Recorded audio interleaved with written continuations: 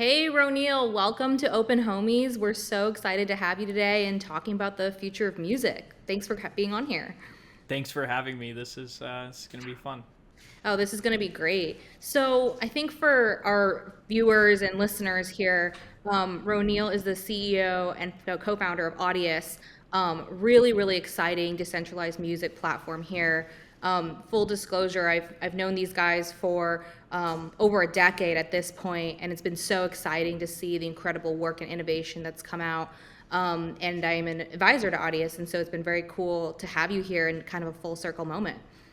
Yeah, I'm super excited to be here, and yeah, you helped us out a ton in over the years, kind of figuring out our positioning in the market and everything else. And yeah, it's been a fun ride, and you all are working on amazing things too. So I think we'll have a lot to chat about today. Oh yeah, a lot to talk about here. So for all the listeners out there who don't know, maybe we can give a quick overview on what Audius is. I mean, you guys have done so much over the years and done a lot for empowering creators in the world of music. Maybe you can give a quick introduction on Audius and yourself. Yeah, totally. So, at a very high level, Audius is a music community and discovery platform. It's a place for artists to share music with fans, to build engagement around it, and to give fans kind of a different experience from what they get on Spotify and the other places that they probably listen to an artist's music. So all of the kind of things that make us different are really around these unique kind of novel ways to engage with an artist. Everything from like remix competitions and open verse challenges and things like that artists can use to co-create with fans, all the way through to Shannon, what you referenced, artist coins, which we released on Audius a couple of weeks ago now. So those are tokens representing crypto tokens that exist and trade openly on Solana that kind of represent fandom for a given artist, and artists give kind of different benefits associated with their community on Audius to people who have those coins. So that's kind of the broader theme of everything we do, and yeah, a little on me. So Shannon and I went to college together, so we've known each other for, gosh, a lot more than a decade, sadly. I know, time flies. Yeah, It's been absolutely wild. seriously. But it's been a fun, decade plus over that time. And my background was in software engineering prior to Audius, and then I spent a little bit of time in venture. I was at a firm, Kleiner Perkins, for like 2.5 years or so, covering seed stage investments in crypto and in AI, or at that time it was computer vision. There was no Yeah. LLMs and no there were language models, of course, but barely nothing would pass even the Turing test back then, and we've It's blown amazing past how far we've that. come now, I like know. blink an Yeah. eye. Yeah, because like academically, we were studying all this stuff in 2012, 2013. It was like, oh yeah, like the state of the art on text generation is like Markov chain models and stuff like this. It was just like barely, it was just so obviously not not human generated, and even summarization algorithms and whatnot back then. There was, don't get me wrong, there's a lot of interesting stuff happening around natural language, but we've seen this, like you said, step function kind of improvement in the quality of what you can get, and certainly what you can get on consumer hardware, which is fun for today's conversation, and with what OpenHome does. So yeah. Yeah, we're super exciting to see it. I mean, speaking of the Turing test, I mean, some of the AI music that's been coming out today, it's hard to tell what's real and what isn't, and and there's quite the range, and I didn't think that it would come as quickly as it did, but it's been pretty wild to see the kind of tools and production that's been out there. Yeah, it really has, and yeah, like you said, how rapidly things got better and progressed there is quite astounding. I mean, even like 4 or 5 years ago, the state of the art of computer generated music, if you will, that was, fully generated with no human involvement, was sort of, kind of like techno-y, chiptune-y. There were like certain, genres of music that like maybe this was unintelligible from what a human would produce, but it was bad, So like, it would be like the level of like what bad, chiptune music might sound like. But Have you heard yeah. the that famous clip from IBM, the Daisy song, the very first computer generated, I guess, song ever out there, and it's night and day, absolutely crazy. Oh, 100%. It's yeah. I mean, I don't think you really can't even compare the output of the state of the art models today to what you and I were used to in school and like working on these things and learning about them. Yeah. So yeah, very fun time to be building in anywhere in tech right now, I think. Right. But yeah, especially consumer tech, it feels like we're there's a bit of a renaissance happening, right? Because there was sort of the era of consumer social and Web 2, if you will, of the 2000s, and then mobile was kind of the last final push there, because there was this new platform that you could build novel new consumer experiences for. Things like Snapchat, for example, were like the first mobile native social platforms. Then Instagram, of course, and others came over time. But there hasn't been really a new wave of consumer building of stuff until AI. We went like 10 years without really a lot of novel stuff happening in consumer tech, and now it feels like every day you see like a cool Something new. consumer Yeah, it was the product. era of Yeah. B2B SaaS, and then it was a really long time before like we've had anything really exciting, both in hardware but just consumer experiences, I think in general, which I also think is like I'm ready for this revolution. I really am. Just as like a technologist, it's been very fun to see all the new things that have come out, trying them out, and getting your mind blown again is a good feeling to see that.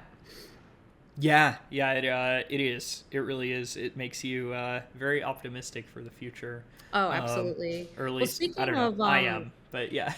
Oh, absolutely. I could not agree more. And speaking of, optimistic for the future, I think that's been one of the words that I really, associate with Audius, and thinking about the work that you guys have been doing in empowering creators and being able to give artists all different kinds of tools and more ability and control.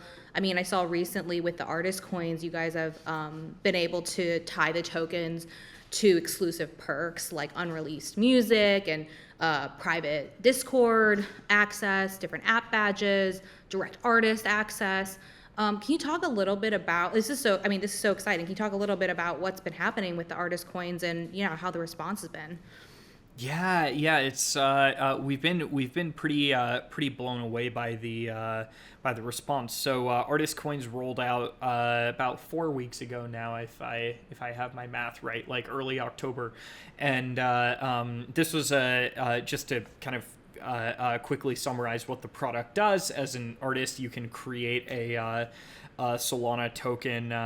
You pick a ticker and a name and all that good stuff, and then create a token that starts on a what's called a bonding curve. So it's basically a mechanism that kind of programmatically controls supply of the token, and that's used to bootstrap some initial liquidity, which later gets converted into open market traded liquidity. So there's this kind of graduation threshold that once a new artist coin that's in the bonding curve meets that, the pooled liquidity in the curve converts over to what's called an AMM kind of model. And Shannon, I know you know all this stuff intimately well from your prior work, but yeah, I can if there's anything you want to kind of define more for the audience, we can dive into any of that further. But the TLDR here is, as an artist, you make a coin,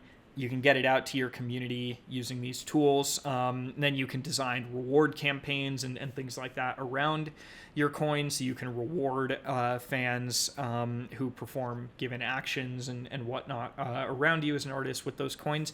And then you can offer perks to the fans that have those coins. So things like exclusive tracks, messaging, and the kind of social status that exists in the community. You get a little badge next to your name and some things like that if you're a holder of one of these coins. And then you also rank on a leaderboard. And we've had a number of artists talk about offering things like, for the top whatever X number of people that hold my coin, I'll offer you guest list to a show of mine or things like that. So the perks can kind of run the gamut of the more what you would call like scalable perks that are sort of digital content access, and then the less scalable ones like access to merch or access to guest list at an artist show, that kind of thing. So yeah, it's been a lot of fun to see what people have done with this. I think all the artist coins on Audius put together now have like a $400,000 or so market cap and around $150,000 of trading volume,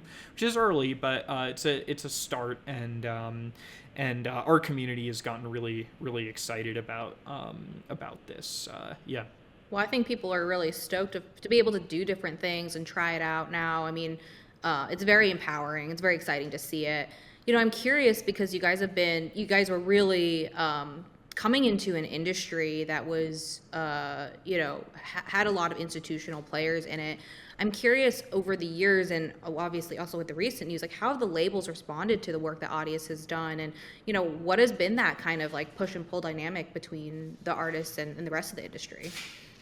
Yeah, great question. So, overall, I would say, the labels and publishers, in the earlier days of Audius, I think were just confused about us more than anything else. Didn't really know how to use our tools. Didn't really know whether it made sense to operate on Audius or not. We've had some, publicly known issues there over the years, of course, but I would say on balance, most folks in the music industry were pretty, they were skeptical, but open to learn and interested to learn. And, today we now have licenses from some, but not all of the major labels and publishers. And then we also have licenses from, I think now over 5,000 music publishers and on the order of tens to hundreds of labels. So it's hard to keep track now that the kind of the ball is rolling down the hill, so to speak, right? It's kind of once those deals start happening, it just accelerates. But yeah, I would say overall, like we've gotten to a place where the industry, I think, is pretty excited about what we do.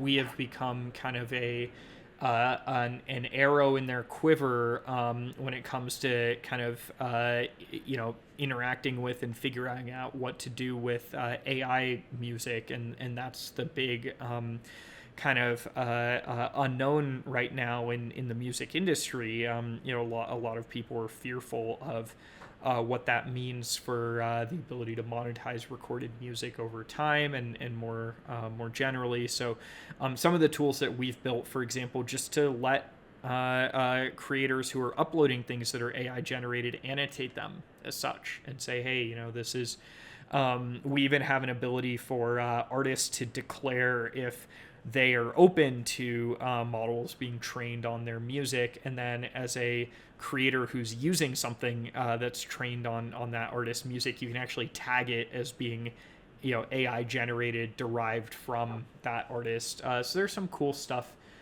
there that, like I said, I think we've been able to help actually help the industry a little bit, but it's one of those age old stories of new technology. Music industry gets scared of it, they learn more about it, they figure out how to work with it Fortunately, over the last 25 years since that cycle really began in earnest, those cycles have gotten shorter. As in, Right. going from fear and skepticism to acceptance and learning how to use the tools has gotten a lot faster than arguably file sharing in the late 90s, early 2000s. It took 10 years for the music industry to really figure out how to approach digital as a whole, right? Like paid downloads didn't really work, or certainly didn't work at the scale that CD sales did, which is what they were comparing against. But it was only recently that total revenue generated from recorded music exceeded the high watermark set in 1999. Oh, is that right? Yeah, Interesting. yeah. Wow. I'd have to pull the. I'd have to go look up the specific date, but it was in the last 5 to 7 Wow. years. I think it was that. Yeah. Prior to that, there was this high watermark set in terms of revenue, and then the industry's been kind of struggling to catch up to it. So yeah.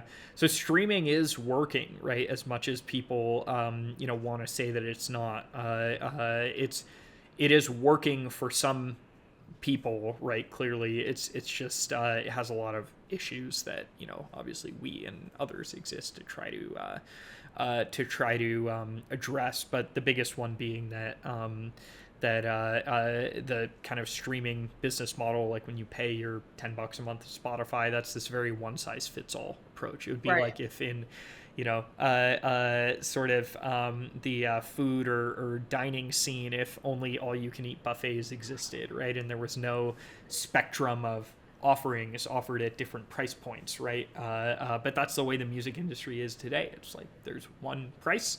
If you pay that, you get access to everything. And as an artist, either everything's available there or, nothing's available there. And if you don't make something available via traditional streaming services, there's really not a path to getting it heard. So that's what we exist to do, right? And To give others people too, of course. options. I Yeah. mean, and speaking of which, like not having as many consumer tools recently, I think that's one of the ramifications, right?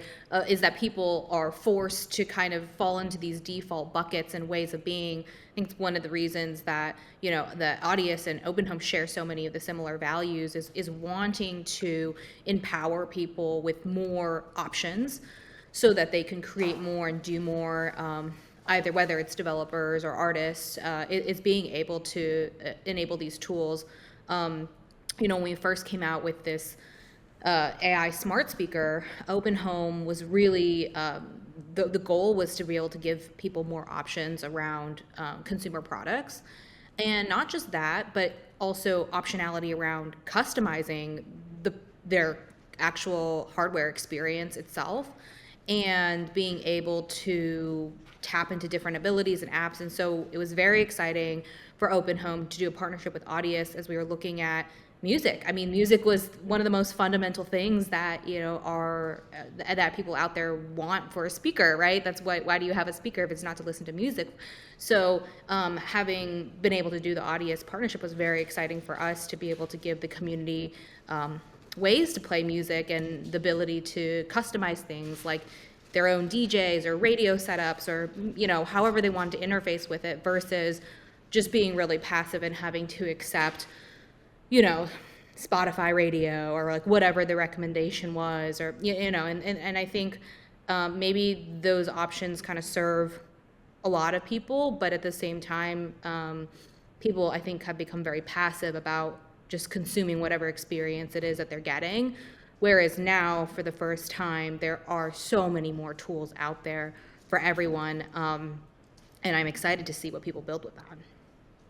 Yeah, us too. And yeah, I think philosophically, like our work and you all's work is so similar, right? This bringing openness and open access and really trying to create a spectrum of possibilities rather than this one size fits all kind of thing. I always loved that about OpenHome, and yeah, it was super fun to get the chance to partner now, and yeah, listen to some Audius music on your OpenHome speaker. So yeah, I couldn't agree more with that.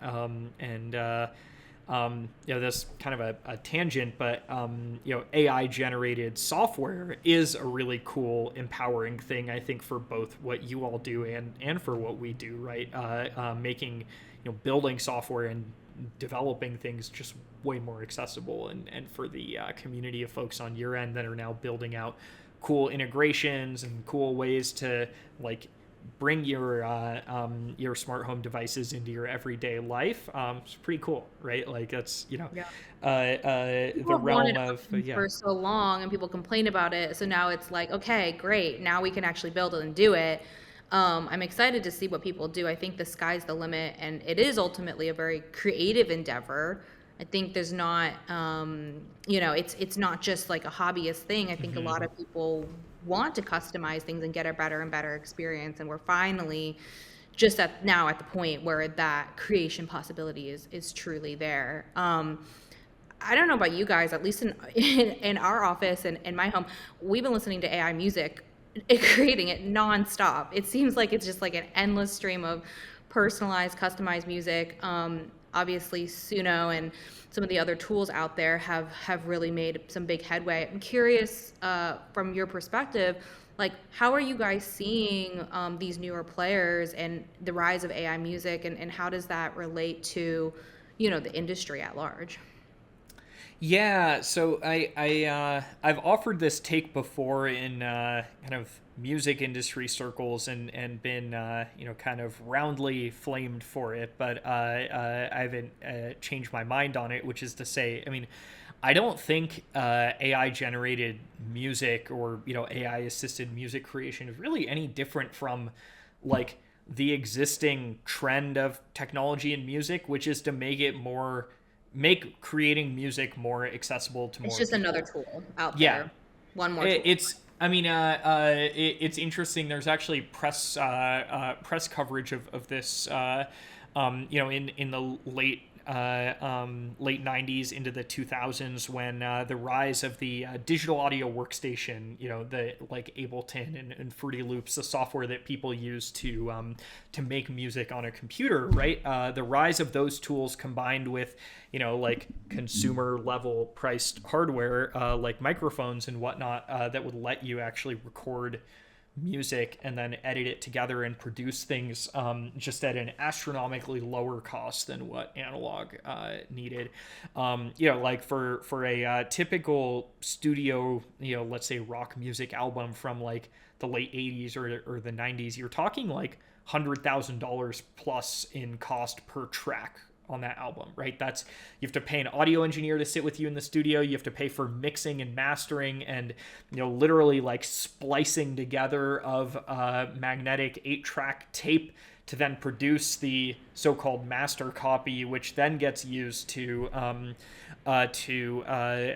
generate things like compact discs, cassette tapes, It takes a etc. whole Right? team to really do it, and as a result, like very few people out there who can actually assemble that team and the costs and go through the whole process. Exactly. And so the DAW, like the rise of the DAW and digital audio recording being at a consumer accessible price point, was that, well, like, oh, now like anyone can sit in their bedroom and make music that's indistinguishable from major studio kind of produced mastered music. And that was scary to a lot of people 20 years ago, because there was something about the gatekeeping of the craft of making music, this feeling that you kind of like have to earn your way in because it's hard and it costs money and it's complicated. It's, I think we've seen this in a lot of creative pursuits. Photography is another one, Yeah, right? I was Where gonna say that was yeah, vilified as not a real art form at all, and people said it was lazy and it would never make it, all of that. Yeah, and digital photography turned, like if you were shooting on medium format and it cost like multiple dollars per exposure you took to like now it costs nothing and you can produce like, and then over time, yeah, now like for $1,000 you can buy a camera that'll produce way better images than like a $20,000 setup would have 20 years ago, right? So This is how it's, I yeah. felt about like when Dolly first came out and image generation. I'm a painter for fun, and I when it first came out, you go through this entire emotional cycle and the arc of basically saying, okay, like let me try this out. Wow, this really is actually incredible. This is doing, maybe it could produce more as a quantity than I could produce even in a lifetime. But then eventually, as a medium and a tool, you get over the novelty of it and you just start seeing it as another tool. And at the end of the day, it's like, does that image generation like really replace painting? Like, no, it doesn't. Does it replace creativity? No, it doesn't. Does it really replace like taste and the ability to choose? No, it doesn't. And so I think people just get used to it and then Yeah. incorporate it into their toolkit and then continue forward on whatever it is. And so I guess you're saying like AI is kind of similar, even though we're in that moment where everyone's like, this changes everything. But really, they're like, okay, like music's not going to stop existing. We're going to continue to create things with it. Yeah, yeah, and I think the pace of change is faster, and I'll definitely acknowledge that. But um, I think technology making creative arts accessible to more people and reducing the kind of barrier to entry in terms of skills and everything else, this is a net good thing for society, and I think it's hard to argue otherwise. But yeah, I think the painting example is a fantastic one, right? Where, I can totally understand why it's frustrating for the people who have spent years, decades of their lives honing and developing a skill to watch it become less kind of differentiated because now someone who hasn't put in all that time and energy can make things that are not that different. Now, have we seen yet, AI generated music reach, kind of ultra like scale success? No, I don't think so. But Well, I think it's I, really good at the mid, right? Like it can produce a lot, it can produce a lot of quantity and it can produce a lot of really like okay. But if you're talking about like the top 10% of execution and creativity and taste, I do think that that still exists really solely in the realm of like the human creators. And I think that's true for music too. I mean, at least that's been my take. Like, I've just listened to so much AI music recently, and we've, had a lot of fun with it. But for the most part, I would say it's not anything. It's definitely the music that is really well crafted and really well done. Like those ones have an insane amount of effort and work and thought that has gone in behind it and the refinement that's been happening. And I think that still shows. I think we're still really far from it. I don't know that AI music will ever truly replace that because it just requires a level of everything yeah. syncing together. So I would say like the top 10% of whatever these art forms are, I think is still pretty much untouched. I mean, occasionally you'll get something kind of interesting, but for the most part, it solely sits within this like, I guess, slop category in some ways. Yeah, it's like great for memes. It's great for like and what I will say too though is almost every artist I've spoken with recently is using AI somewhere in their workflow to Oh generate wow. samples. For example, it's much easier to sit and chat with an AI and say, hey, make me like 50 different kinds of drums and then let's like tweak the drums and whatever, whereas previously you would need to sit and like twiddle with a waveform to actually create those sounds, right? Like you start with an 808 sample and then go play with the levels of that and the things of that, and so this sort of like sound design, a lot of producers especially are starting to use AI tools to help them with that. And then, like you said, it's a force multiplier. It's no different from the DAW, right? And no different. I think it's all I hesitate to say much ado about nothing, because it is, I think the pace at which this is causing change is just so much more rapid than anything we've seen, but I think it's directionally the same as where things have been going already. So, Has it created yeah. an uptick at all in activity on Audius? Like, have you guys seen the new tools coming out in AI music? Has that impacted like behaviors? I'm curious, beyond just obviously the ability to create music. Yeah, has it changed at all? Yeah, it's a great question.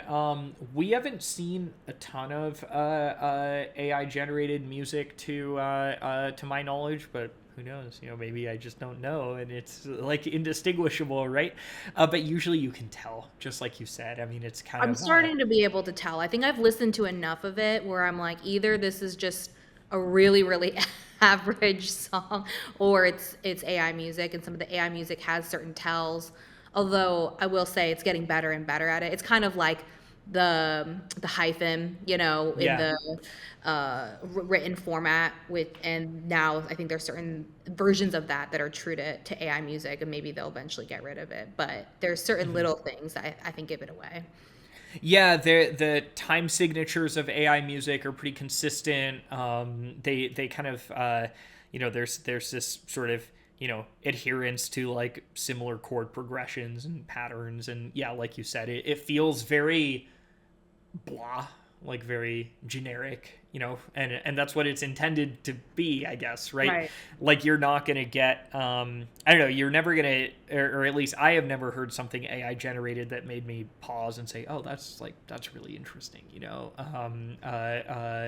when it comes to music. Like I think there's yeah, but who knows? I mean, maybe over time, but there's still a creative input to that process that I think isn't I would go as far as to say like is never going to go away. And then there's a whole other direction of argument you can make around AI music, which is that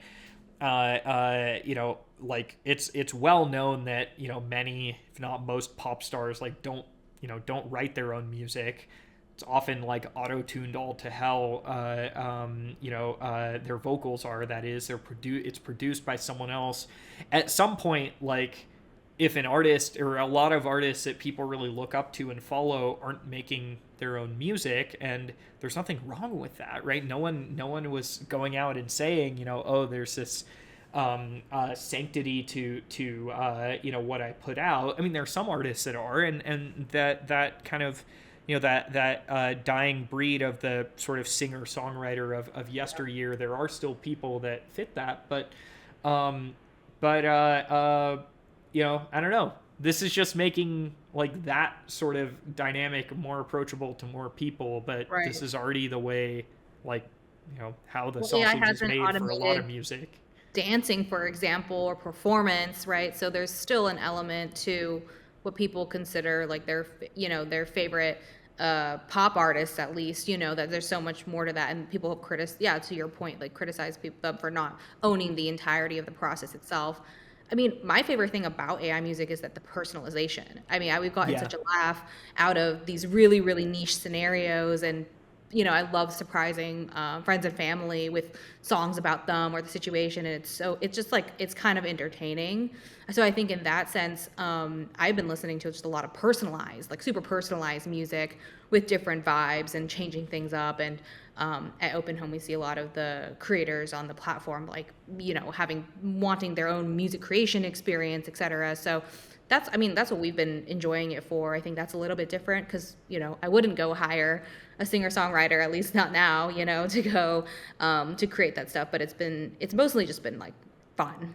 Yeah. But would you have hired a singer songwriter before this? Maybe I mean, really special occasion, but for now, no. Like I perhaps. wouldn't, it Yeah. wouldn't have been we probably wouldn't have gotten personalized music. We could pull a Mark Zuckerberg, once in a blue moon for your for your wife's birthday, hire T-Pain and get a song out of it. It's kind of a fun thing. But now it's kind of like I listen to a lot of personalized music.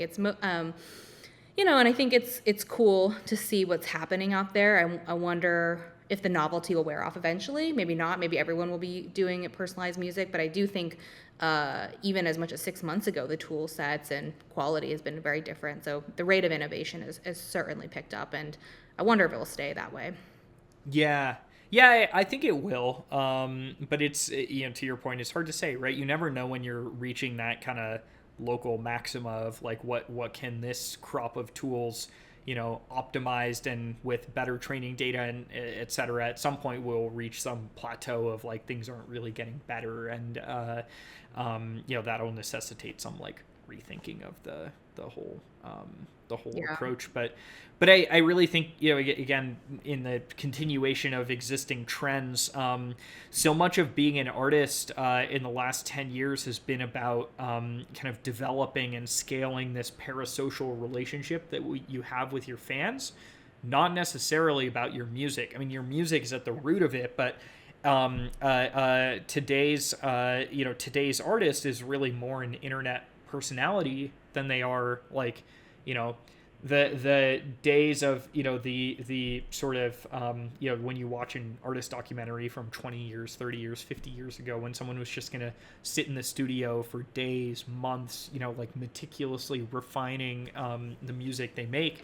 There are artists that still do that, but an equal amount of their time now has to be spent on promotion, on engaging their audience, on doing fun, cool things. And if our relationships as a society with the artists that we care most about are really more, more about them as a personality than they are about like, the specific like music that they're putting out.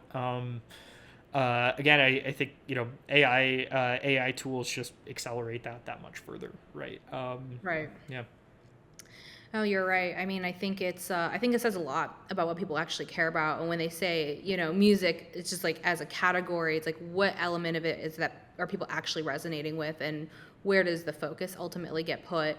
I do wonder if it will end up, highlighting that special breed of singer-songwriter that, to go back on that and actually, not as many people are going to be able to do that, and so hopefully people will be more interested. Maybe people will be more interested in live music, right? And so it becomes like ultra rare if Mm-hmm. everything is digital. But who knows? I mean, I think it's evolving and people are playing with it.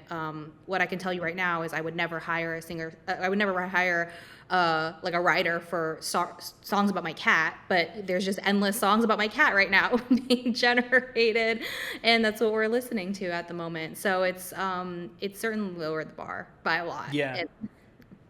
And that's just fun. It's frivolous. It's like, yeah, I mean, that's not displacing, yeah, like you were not going to go hire someone to make music about your cat, Right. right? I don't Like, think that they're losing a job because we have yeah, music about the yeah, cat. yeah, yeah, yeah. And yeah, so I don't know.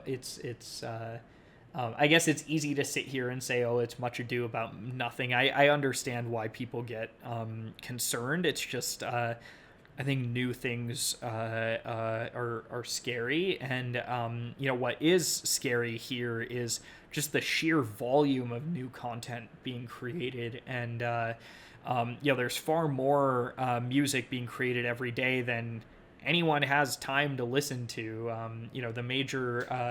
The major streaming services, Spotify, Apple Music, etc., are ingesting, I think, on the order of 200,000 new tracks a day. Wow. It's like, just how is anyone gonna listen to that? The majority of tracks shared to major streaming services never get streamed, like not once. Oh, interesting. Interesting. So yeah, what are you seeing then as far as like small independent artists, and what's been surprising, because obviously you guys work on a kind of an interesting long tail as well. I'm curious, just over the years, like what are some of the behaviors that are pretty unique to the smaller artists that were not necessarily so obvious with the bigger ones? Yeah, I think it's all about engaging fans in cool, novel, interesting ways that get them And excited. distribution matters, I Yeah, guess, right? yeah, exactly.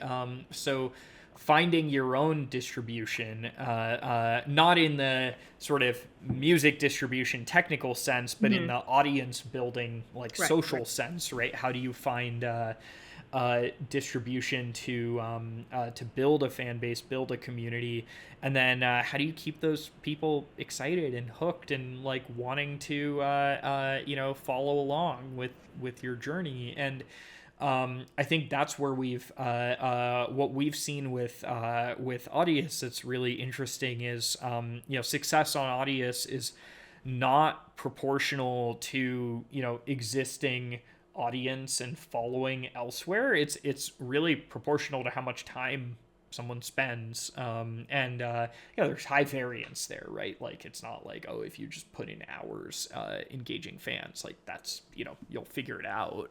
There's definitely an element of like you need to have a sound that resonates with people. You need to find a space to occupy in your fans' minds. But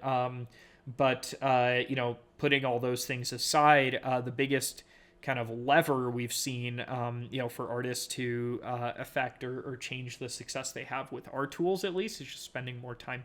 The more time they can spend messaging with fans, sharing, the weird, work in progress draft of the thing I made yesterday afternoon in 20 minutes on the voice memos on my phone. Like that content actually does really well on Audius because the right fans feel like they're getting access to your process and access to you as an individual, in a way, you as in the artist in that context, in a way that they just don't on any other platform. Which Right? is why Spotify is artist very names are impersonal.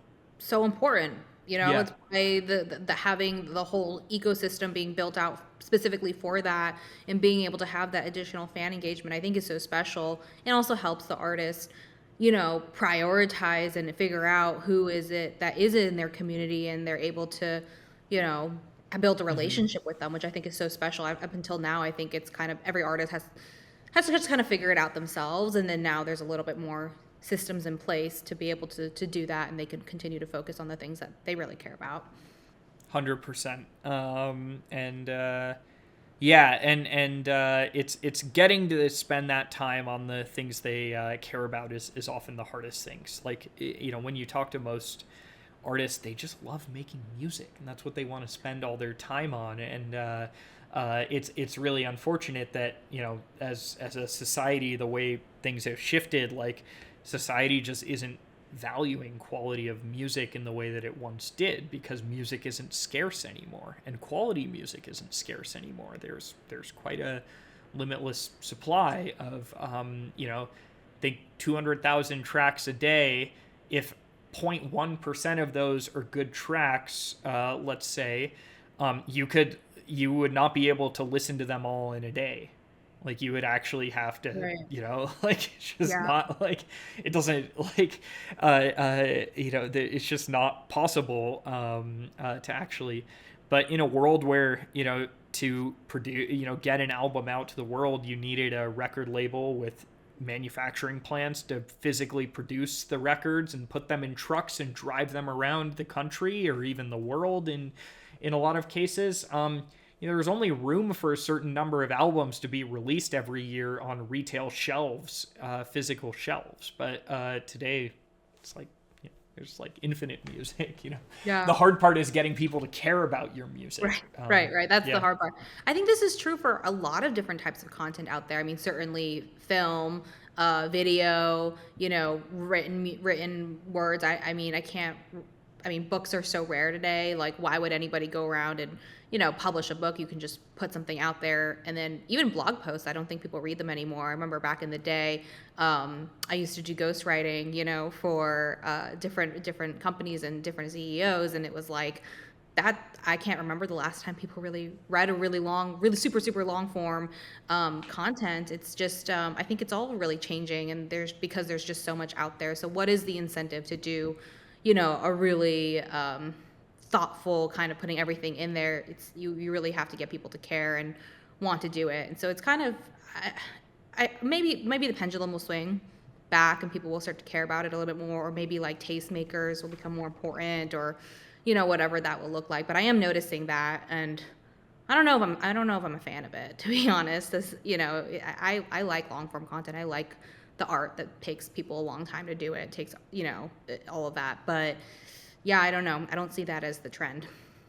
Yeah, no, I don't think so either. Everything's becoming a tweet, and then yeah, it's no, I agree. I mean, I love reading fiction books, but I am very happy that nonfiction. Most nonfiction books, I would argue, should have been a blog post, not a book, right? Yeah, that's And true. You then can read the like introductory first chapter and pretty much exactly, get the whole content. yeah, Yeah, yeah. It's like, oh, then there's just random anecdotes and stories for 3/4 of the that's book true. that don't really, aren't like statistically significant proof of whatever like thesis the Right. person is trying to put forward, That's right? true.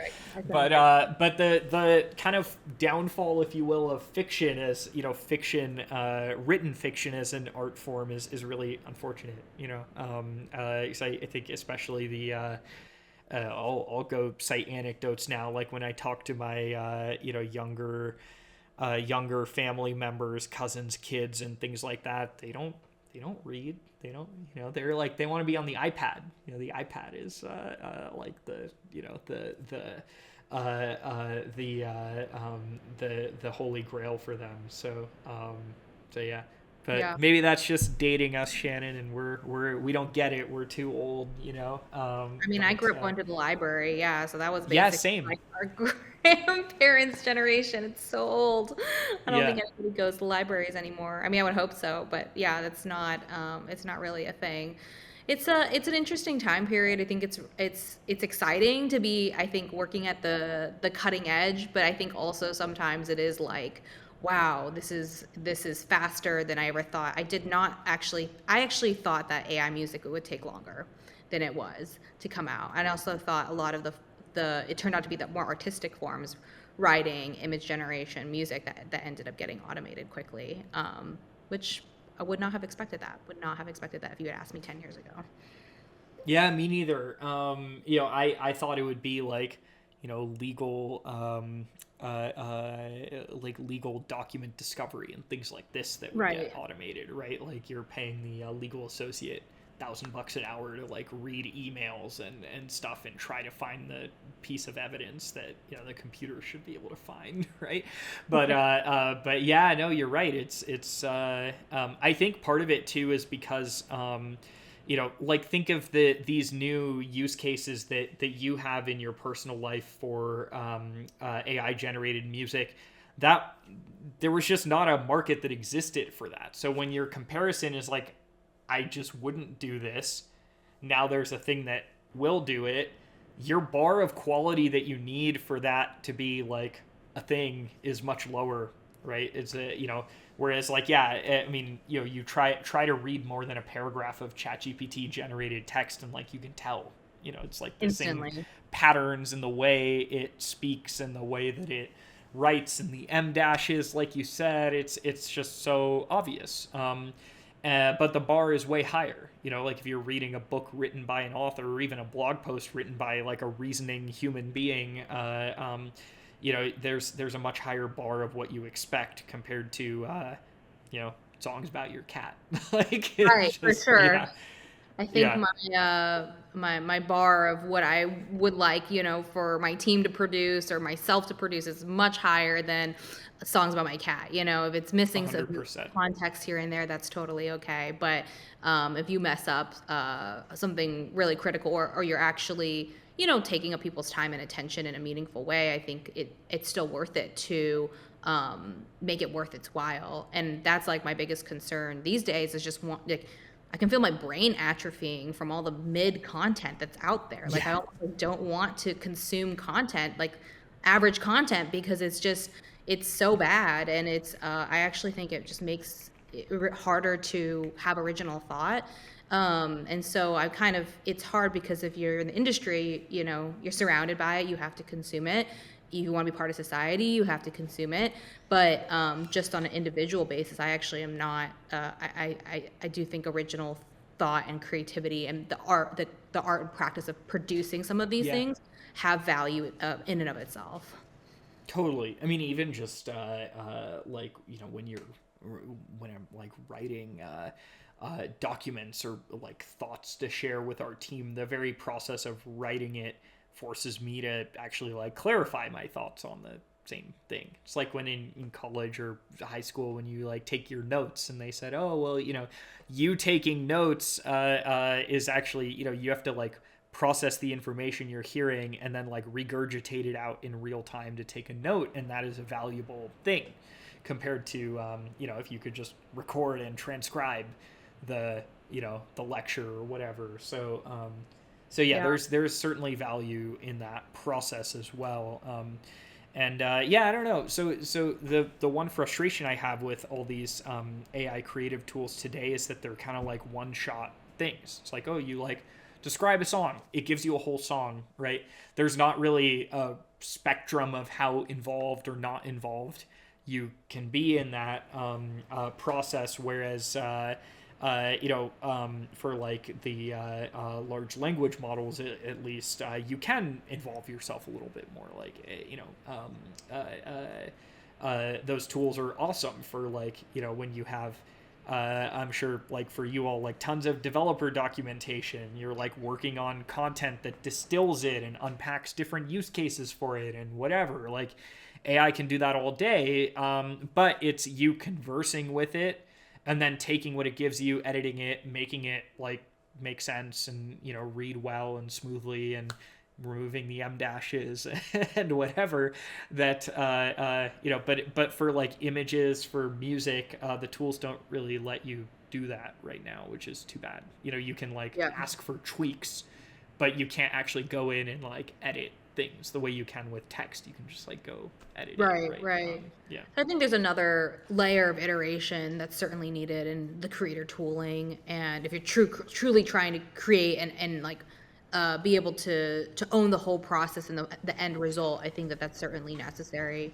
But yeah, Mm-hmm. we're very excited about it, and yeah, thank you so much for the time today as well. This has been such an exciting time for Audius. I think you guys are sitting right in the middle of all these incredible tailwinds that are happening all at once. And it's really exciting to see the artists really rallying about behind that, and just what's been happening in the music industry. So again, just very, very happy to have you here, and excited to get the thoughts.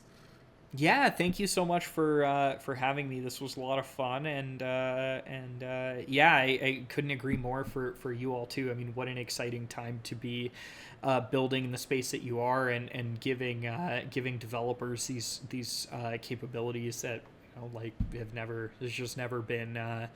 Never really been possible for especially for the like less strong or less sophisticated software engineer, whatever you want to call it, to like have these automations and the ability to like program automations in the home, etc. So yeah, it's a really fun, exciting time for all of us. I don't know. Maybe we do this again in 10 years and say, oh, we were so wrong about this and so Oh, right I hope, about that. yeah.